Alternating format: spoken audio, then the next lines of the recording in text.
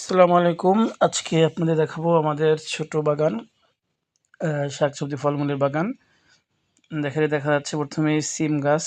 সিম গাছটা অল্প বয়সী মাশাআল্লাহ সিম হওয়া শুরু করেছে।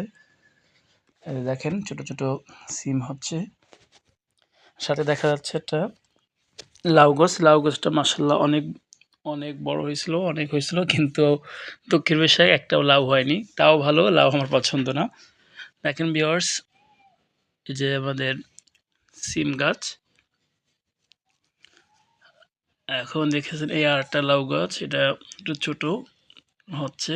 এই নিচে দেখেন আপনার হচ্ছে মূলা শাক, ধনের শাক, তারপরে ওই জায়গায় আরও ছিল সরিষা। আমাদের বাসায় অনেকগুলা সরিষা হয়েছে মাশাআল্লাহ, আমরা রেখে দিছি এইগুলা থেকে আমরা হচ্ছে সরিষা নেওয়ার জন্য।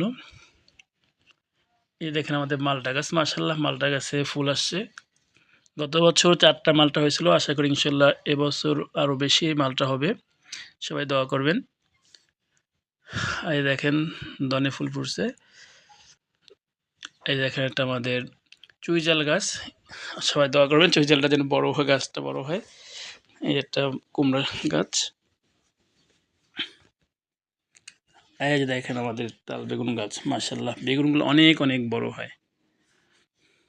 এই যে দেখেন 4টা বড় বেগুন এখনো আছে, আর ছোট অনেকগুলো আছে। ভালোই মাশাআল্লাহ। নিজেরা যখন হচ্ছে আপনারা এরকম সব শাকসবজির বাগান করবেন, তখন তারপর যখন হচ্ছে ফল বা শাকসবজি হবে, তখন মাশাআল্লাহ সবার অনেক ভালো লাগে, দেখতে অনেক ভালো লাগে। দেখেন ছোট ছোট বেগুনও আছে মাশাআল্লাহ। এই দেখেন আমাদের পুঁইশাক, পুঁইশাকের বিচি হয়েছে, অনেক কয়দিন আমরা খাইছি এখনো আছে। এই দেখেন আমাদের সরিষা গাছ, সরিষা হয়েছে ইনশাল্লাহ কিছুদিন পরে পেকে যাবে। ওই জায়গায় ছিল বেগুন গাছ, বোম্বাই মরিচ গাছ আছে। দেখেন ফুল গাছ, কলা ফুল আছে, আর বিচে ছোট একটা ফুল গাছ, ওটা আমি নাম জানি না।